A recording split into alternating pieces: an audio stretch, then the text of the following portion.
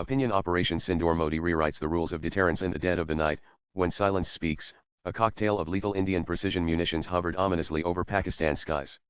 Like a mosquito that spotted a rich vein of blood, each of the scalp and hammer weapons locked in on their unsuspecting quarry. Within seconds of the strike, pictures of the resultant destruction were relayed back to Prime Minister Narendra Modi, who was awaiting word in a command center. Modi was hoping to inflict unimaginable punishment upon Pakistan-sponsored plotters of the Pahalgam attack. And the real-time video feed of the operation he was scrutinizing did not disappoint him. Perhaps, the military action was designed to succeed. For Sindoor is the vermilion red powder that many traditional Indian women wear in their hair parting, only to remove it if they become widowed.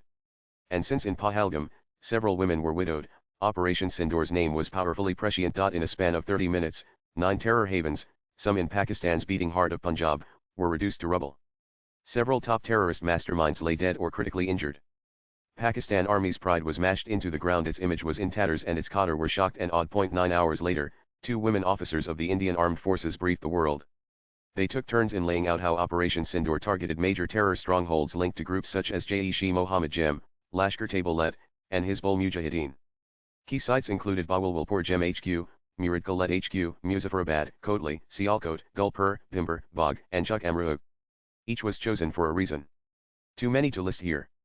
But what can be said is that this was the first time since 1971 that India had struck this deep in Pakistan. In the annals of modern military history, India's Operation Sindoor arguably marks a watershed moment. Its audacity rewrites the rules of retaliation between nuclear-armed states.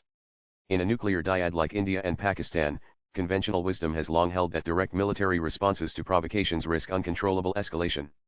Convinced of this Cold War-era dictum, many Indian regimes of the past would simply turn the other cheek after being mauled by Pakistan-based terror proxies. But not Narendra Modi. He has become adept at turning terror launchpads into tombstones. The post-Uri cross-low-sea surgical strikes in Pak, first undertaken by the Modi government in 2016, might have been a shallow kinetic retaliation, but they showed that conventional options do exist even in a nuclearized environment. Or put simply, it was possible to call Pakistan's nuclear bluff. Modi has never looked back since 2016. In 2019, his government climbed a notch higher on the escalation ladder by executing the Balakot airstrike upon Pakistani soil. The daredevilry displayed by India's ace fighter pilots won Modi widespread goodwill, some say even a second term in office. But now, 9 years on, what distinguishes Op Sindoor from past retaliatory action is how it blends kinetic strikes with cyber disruption, drone surveillance, and psychological warfare. The latter is an important addendum as India has struck the holy of holies Muridka, the citadel of Pakistan military's prized asymmetric weapon Lashkar-Taiba.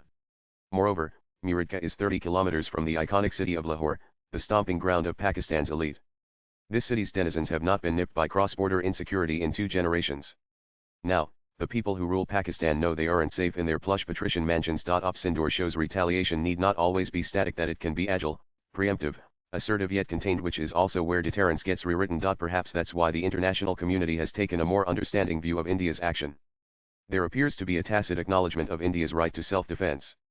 The lack of international condemnation will also create room for reflection and perhaps realization in world capitals that the day's nuclear status can be exploited as a shield for waging asymmetric warfare. Are over. Swipe left for next video. India's Operation Sindoor has therefore added a new chapter to strategic literature, one where the balance of terror is no longer held hostage by the fear of escalation, but recalibrated through confident, intelligent force projection. Don't be surprised if other nuclear dyads from North and South Korea to Israel and Iran borrow a leaf from India's playbook. Latest blogs.